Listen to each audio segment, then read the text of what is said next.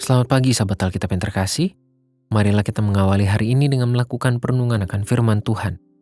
Bacaan Alkitab kita pada hari ini berasal dari kitab Ulangan pasal yang pertama, ayat 19 sampai ayat 25.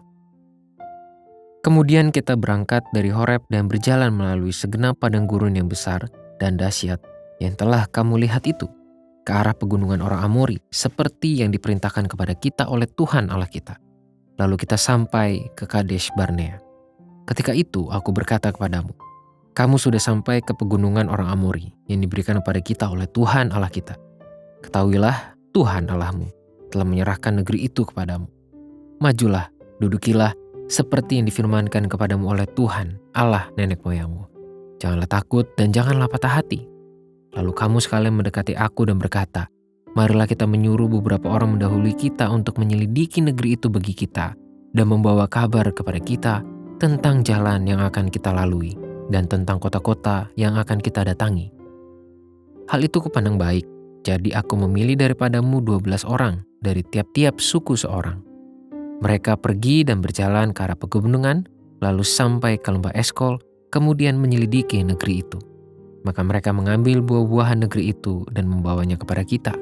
Pula mereka membawa kabar kepada kita demikian, negeri yang diberikan Tuhan Allah kita kepada kita itu baik.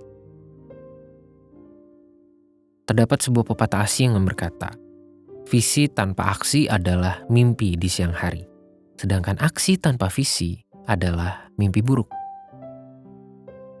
Pada dasarnya melalui kalimat ini kita sedang diingatkan bahwa sebuah visi atau tujuan hanya akan tetap menjadi sebuah angan-angan jika tidak disertai dengan tindakan untuk mengupayakannya. Sedangkan sebuah upaya tanpa ada tujuan hanya akan menimbulkan kesia-siaan. Itulah mengapa setiap manusia perlu cermat dalam merancang dan menjalani kehidupannya. Di dalam catatan mengenai kisah persiapan bangsa Israel untuk mulai memasuki wilayah orang Amori, terdapat dua hal yang serupa dengan konsep tujuan aksi. Pertama, Musa mengingatkan tentang tujuan bangsa Israel melakukan perjalanan panjang dari tanah Mesir, yaitu untuk memasuki tanah perjanjian yang sudah Tuhan serahkan untuk mereka.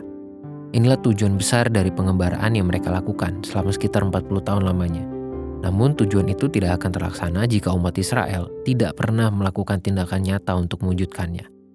Itulah mengapa pada 3 hari lalu kita melihat seruan dari Tuhan bagi umat Israel untuk melanjutkan perjalanan agar janji yang sudah Ia sediakan dapat terlaksana dalam hidup mereka. Inilah poin kedua dalam perikop ini, yaitu aksi untuk mengerjakan janji berkat dari Tuhan. Strategi persiapan yang umat Israel lakukan dengan cara melakukan pengintaian terhadap negeri orang Amori ini menjadi bentuk aksi untuk mengerjakan berkat Tuhan. Sahabat Alkitab, firman Tuhan hari ini telah mengajak kita untuk mengimplementasikan keimanan melalui strategi yang konkret dalam menjalani kehidupan keseharian. Setiap hari baru adalah kesempatan untuk menjalani kehidupan dengan tujuan yang sesuai dengan kemuliaan Tuhan, dan kita perlu menjalaninya dalam cara yang mencerminkan keimanan yang sejati. Hal yang sungguh disayangkan adalah ketika umat Tuhan menjalani hari-hari tanpa optimisme dan tujuan yang jelas. Alih-alih beriman pada Tuhan, mereka justru sedang bersikap pasrah dan pasif di hadapan Tuhan. Mereka menyangka bahwa berdoa dan berdiam diri adalah cukup untuk menikmati berkat Tuhan. Padahal, catatan Musa dalam perikop ini sudah menunjukkan bahwa segala janji berkat Tuhan perlu dikerjakan secara nyata dalam keseharian. Oleh sebab itu, marilah kita jalani setiap hari baru dalam semangat mencapai tujuan hidup yang berkenan di hadapan Tuhan dengan cara yang sesuai dengan firman-Nya. Marilah kita berdoa.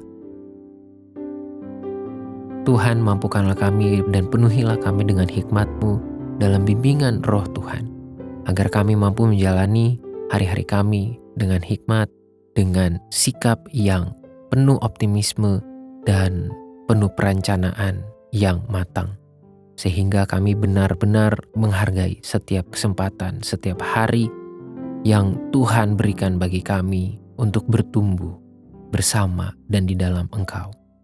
Hanya dalam nama Tuhan Yesus kami berdoa. Amin.